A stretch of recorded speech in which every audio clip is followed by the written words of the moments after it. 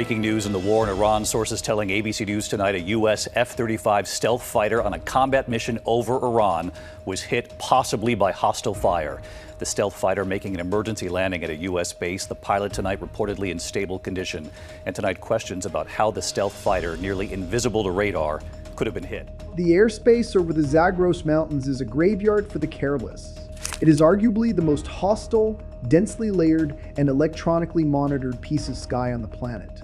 And yesterday, a single American F-35 Lightning II was flying right through the middle of it. Look at it this way. You do not send a $100 million, fifth-generation stealth fighter deep into Iranian territory for a routine patrol. This was a highly classified, deep penetration, kinetic sortie. The jet was running completely dark. No radio transmissions. No active radar emissions from its APG-81 array to give away its position. The pilot was existing entirely on passive data links and the aircraft's internal sensor fusion, threading a needle through overlapping rings of Russian-made S-300 batteries and Iranian Bavar 373 missile systems. The stakes could not have been higher. If that jet goes down, it is not just the loss of an American aviator. It is a catastrophic intelligence hemorrhage.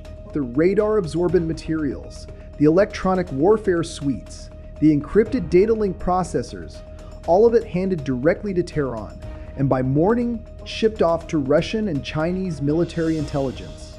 That was the tightrope this pilot was walking. Then, at the worst possible moment, the absolute nightmare scenario happened. We are still parsing the raw data, but the verified reality is that the aircraft suffered a critical, catastrophic in-flight emergency. In the sterile world of Pentagon press briefings, that sounds like a mechanical hiccup.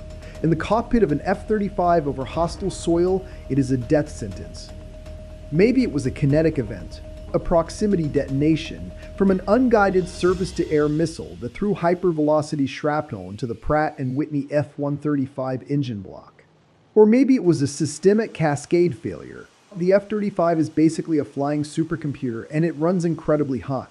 If the thermal management system fails, the jet literally starts cooking its own avionics, forcing the aircraft to shut down vital flight control computers to prevent a fire. Whatever the cause, the pilot's helmet-mounted display instantly lit up with master caution alarms.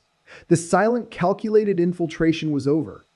Here is the thing about stealth. It is not an invisibility cloak.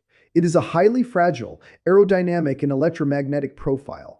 The moment that jet took damage, its radar cross-section massively blued. If a hydraulic line ruptured and a weapons bay door sagged open, or if the pilot had to violently alter their angle of attack to keep the dying plane in the air, the F-35 instantly transformed from a ghost into a glaring, massive target on every Iranian radar screen within 300 miles. The pilot was faced with a brutal split-second calculation.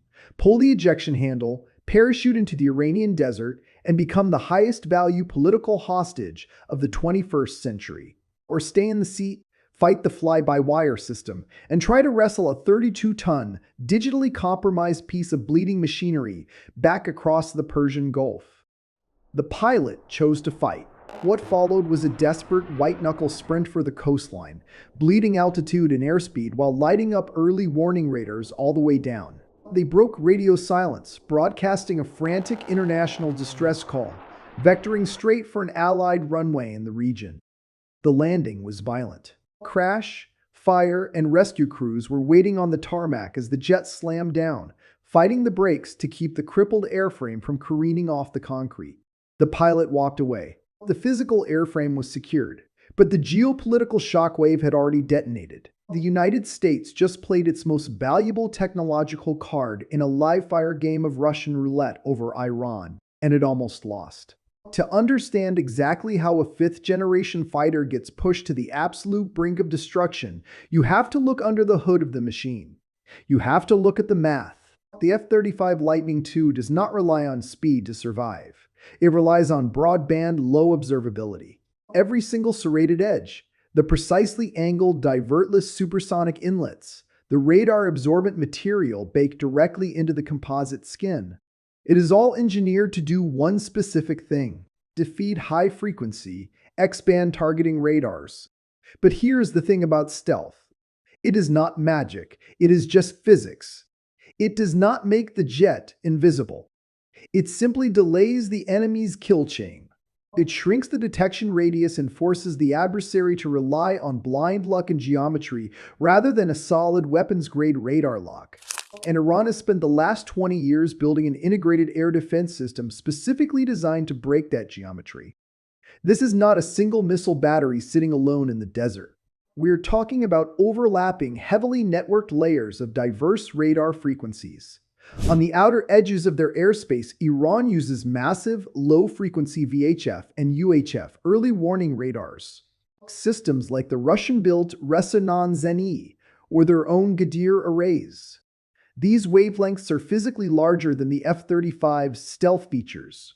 They cannot guide a surface-to-air missile, but they do not need to. They act as a massive, invisible tripwire. They see a disturbance. They detect the anomaly moving through the airspace. Once that tripwire is crossed, the data is instantly piped into a central command node, and the lethal high-frequency engagement radars wake up. This is where the Russian S-300 PMU-2 and Iran's heavily upgraded indigenous Bavar 373 come into play. The Bavar 373 utilizes an active electronically scanned array, pumping massive amounts of electromagnetic energy into a localized sector of the sky. It is desperately trying to brute force a lock on the stealth jet through sheer power. To survive this lethal web, the F-35 pilot relies on a weapon far more critical than the guided bombs in the internal bay. Enter the AN/ASQ-239 Barracuda electronic warfare suite. This is where the invisible war is actually fought.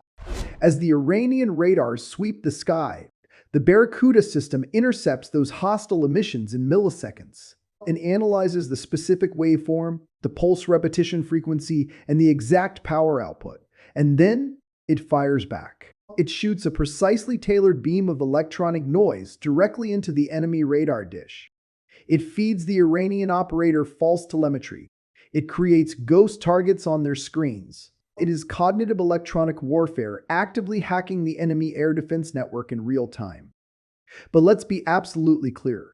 The Barracuda suite is playing a brutal, zero-sum game. If the F-35 is forced into a violent, high-G defensive break to dodge a sudden surface-to-air missile launch, the physical stress can trigger a cascade failure. If the thermal management system overheats from running the massive onboard supercomputers in the EW suite at maximum capacity, the whole digital shield drops. The jet literally starts blinding itself to save power. And if the jet sustained even minor kinetic damage, say, a single piece of continuous rod shrapnel from a proximity detonation piercing the composite skin, that single piece of metal can sever the fiber optic pathways between the sensors. It can shatter the titanium turbine blades of the 105 engine. Suddenly, the pilot is flying blind. A single severed hydraulic line instantly turns the ultimate apex predator into a sluggish, dying airframe surrounded by hostile surface-to-air missiles. That is the terrifying, razor-thin margin of survival the pilot was operating in when the emergency alarms started screaming. The strategic fallout of this event is radiating outward from the Persian Gulf, and the primary victim isn't just a piece of military hardware. It's the global energy market's sense of security. Look at the